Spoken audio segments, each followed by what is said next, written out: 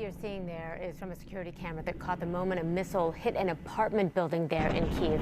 According to the Ukrainian Interior Ministry, active fighting is still taking place on the streets, and an advisor to President Volodymyr Zelensky says police are working against Russian sabotage and reconnaissance groups that are inside the capital. We're here in a residential neighborhood quite near to one of Kyiv's airports, Juliana Airport.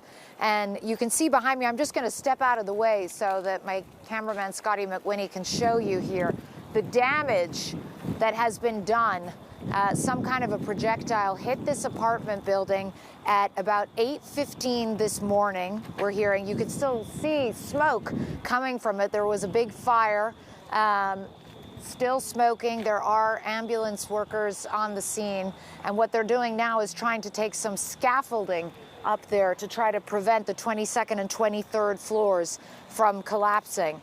But miraculously, no one was actually killed in this strike. We're hearing from Ukrainian authorities that 6 people were wounded. Frankly, it's hard to imagine how anyone survived that, but 6 people were wounded. They're being treated in various hospitals. And there's a little bit of a he said, she said going on about how this happened. Ukrainian authorities saying that this was the work of a Russian missile.